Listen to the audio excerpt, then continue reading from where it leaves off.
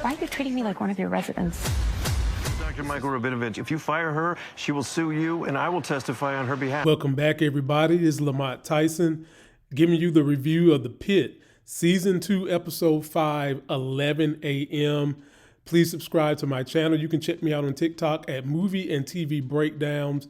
And the thing that we most feared, I'm going to go ahead and get to the end and explain to start. The thing we all most feared, our man Louie has flatlined. And most of us was thinking that our guy Louie probably was going to kick the bucket because they have basically endured us to him, made us like Louie, made us want to tell Louie to do the right thing. And did you guys notice Dr. Robbie was going to bring him a beer thinking that Louie was about to get out of there? And now he done hit a flatline. Now I'm hoping that he doesn't die. I'm hoping that this is a scare. I'm hoping that the writers knew that we would wind up liking Louie and feel attached to him and don't let him go. And something happened in this episode that tells me Louie is going to survive. Because if you guys recall, Langdon had a confession that he gave Louie on episode 1 about those drugs. And I've always felt like that would come back to bite him. So we could see a Louie wake up with brain trauma, forgetting things, hardly remember things, and then he might mention what Langdon did. And there was another scene up here where we had dummies talking about Langdon's drug problem in front of the damn police. And so, folks, as bad as this looks, I don't think we're going to lose Louie, but let me know what you guys think. Post your comments. And starting from the top, we get our patient Debbie, who had the leg problem. She's got they first thought she had leg cellulitis. And folks, it's deeper than that. She's got a skin infection. That leg is dying.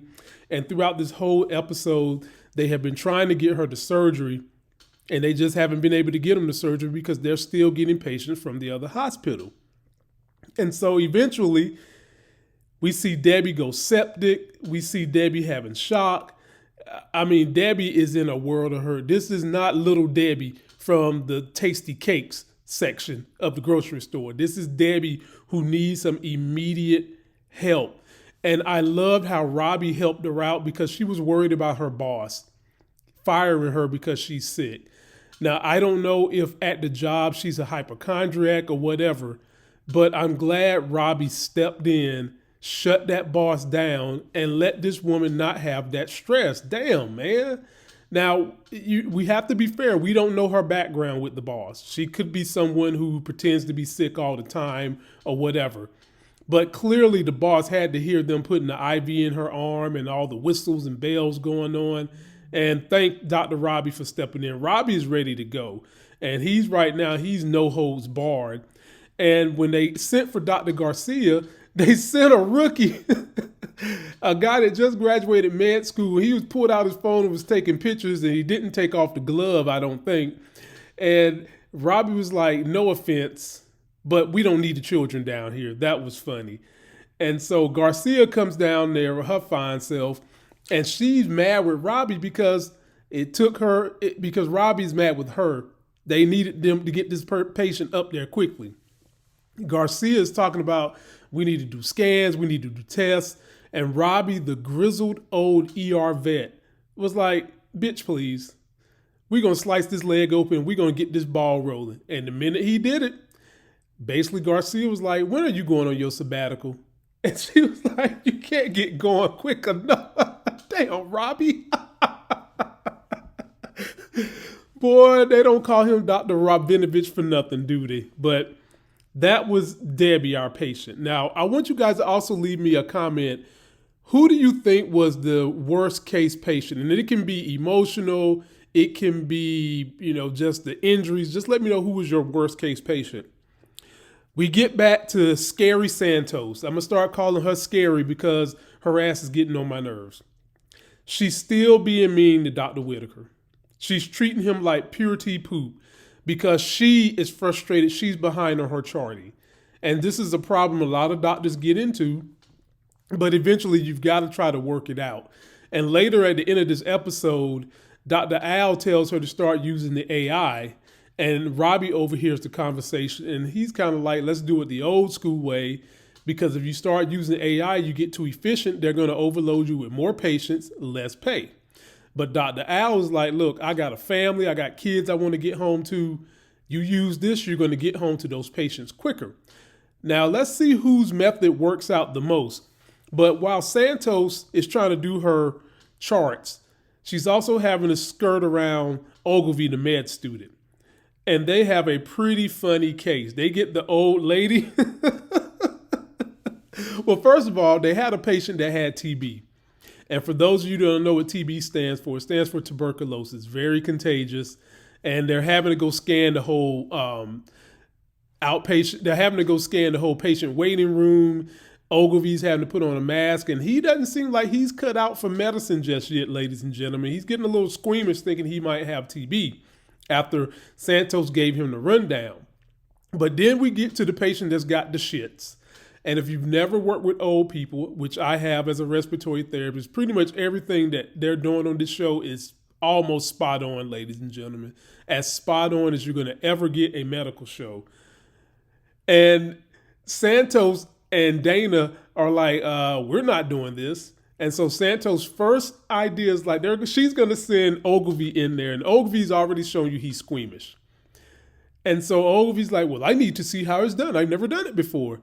So she calls Whitaker over there. And folks, this is kind of getting on my nerves, man. It's like, dude, why are you forcing Whitaker to do it? Santos? Goodly. The actress who plays Santos is beautiful as she can be. But her character on this show is ugly as mascara on Donald Trump. It is horrible. And she's treating Whitaker like poop, literally. And so they go in there to do this procedure on this lady because she hasn't been drinking her Miralax. She hasn't been doing her job to keep her bowels unimpacted. And Whitaker starts the process to show you how you scoop out the poop. And yes, sometimes people, they do have to do this, but in the hospitals I worked in, they had a little instrument that they used. They didn't really always do it with their finger. And so they're scooping. They got the pooper scooper going. And now Whitaker, after one scoop of that chocolate, decides to say, Oglevie, it's your turn, my brother. Oglevie's, he's a little squeamish. He's looking weird. He gets in there. He scoops it out. Everything's going well. We actually hear her pass gas, which is a great sign you're unimpacting that large intestine. But then, ladies and gentlemen, we started hearing tornadoes rumbling into the stomach, into the bowels of Mrs. Randolph, swirling.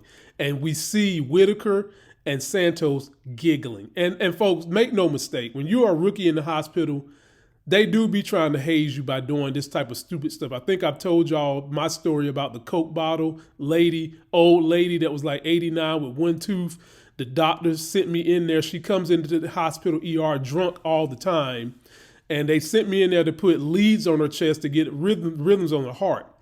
Well, this old white country lady has a thing for black men. And I walk in there, she's giggling and she's half undressed. And I was like, ma'am, I got to put these leads on you. So as I'm trying to place the leads on this woman, why does she start giggling with her one brown tooth and she just rips out of her nightgown and jumps on me and starts digging into my neck with her damn teeth, okay? And I'm looking at the doctors and everybody outside the room, giggling, laughing, having a good old time. Didn't like that. Well, that's what they just did to my man Oglevie.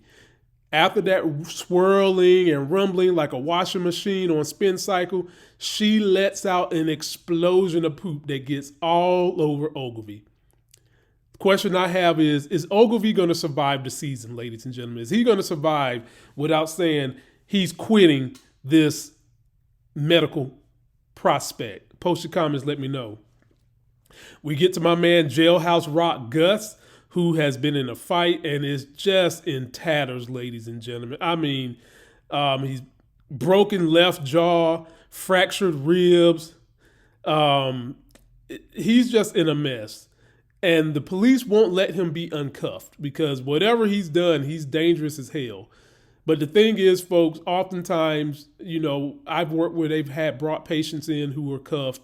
And once you sedate them and do what you got to do, they do let you uncuff them. And then the minute you're done, they do go right back to cuffing them. And the police officer is kind of like, no, I'm not going to let y'all do this. I'm I'm just kind of Johnny come lately. I don't babysit these guys. I just transport them. And what got to me was how they was just having a casual conversation about how everybody was dodging, letting Layden get drugs right in front of the police. And I've just got this scary feeling that this and Louie is going to come back to bite Layden in the butt.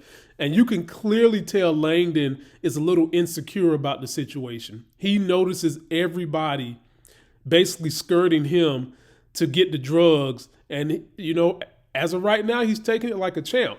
He does have one good ally on his side, and I mean that no pun intended. Dr. Al is on his side. She said, when Robbie's gone, I'll be the attending. I want you here. We're going to work with you.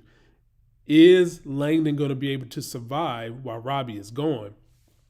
And so they get everything done. They got jailhouse guy worked up. They're fixing him. And then we move on to Mrs. Yardley. And she was funny. Mrs. Yardley basically was the TB patient, and Dr. Oglevie was trying to convince her to quit smoking. And so this episode to me showed you every facet almost of how you deal and treat with the geriatric population. If you don't know, geriatric population, which is our elderly people, you do get some that have a smart mouth, ladies and gentlemen. And basically she told him she ain't thinking about quitting smoking.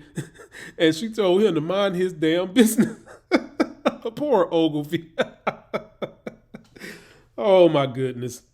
And then we get on to Cancer Mom. Man, to me, this was the deepest story they did of the day. You have Cancer Mom. She has a deaf doula. She's got hospice at home. She had breast cancer. Then that spread to the bones. And she had a seizure fail and got a fracture in her leg. And they have a hard time getting the IV in this woman. And the husband is just right there, side by side, cheering the wife on, trying to be a helper, trying to help her get through everything she needs to go through. And they started having some problems. They started having like just every issue you can think of, they were starting to have with this woman. And eventually, they feel like they've got her stable. They can get her home. She's got a drip for her pain, and she wants to go to the bathroom. And she can't, ladies and gentlemen. She turns to the side of the bed, and she cannot get out of that bed. And that one pulls on your heartstrings, because I know two people right now who are probably about this woman's age that have survived cancer.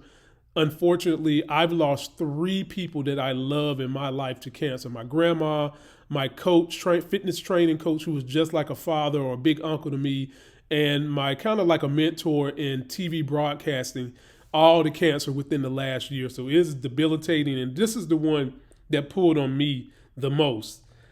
We have my man Orlando, who is so worried about these bills and getting back to work. And I was upset with him because the daughter had got to GoFundMe, and she was frustrated, so she bounced.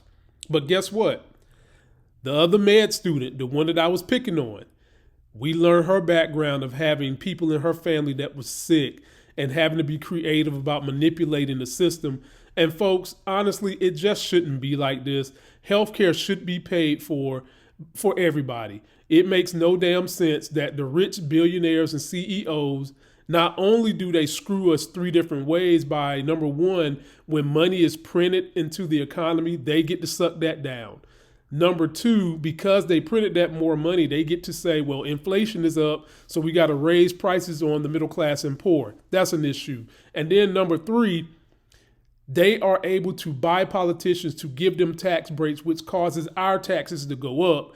And instead of us getting the benefit of socialism that they're getting, they tell us socialism is wrong, and then we've got to pay their damn bill so they can get another yacht. It's a damn shame. Orlando should have health care paid for, and everybody should get it. And I'm glad that this show decided to take that problem on. Med student figured out and did some finagling and had some good ideas about, let's just move him up, to med surg so his bills can be cheaper. And Robbie's old crush, his old panty draws he was beating, came down and let him know that, you know what, we can give you a 40% discount. Okay. We can move you up to med surg. Okay. Still going to be $35K. but then the man still has a $20,000 bill to deal with. This is absolutely ridiculous, ladies and gentlemen. It is utter ridiculous. And I don't give a damn who's listening to this. I don't care how you vote. You need to be thinking everybody needs health care. That is one thing everybody should have in this country. There's no reason we shouldn't. This was a great way to show what the problems are in dealing with health care. And pretty much, ladies and gentlemen, we get to the last guy I want to talk about for this episode, and that is the dry ice branding bandit.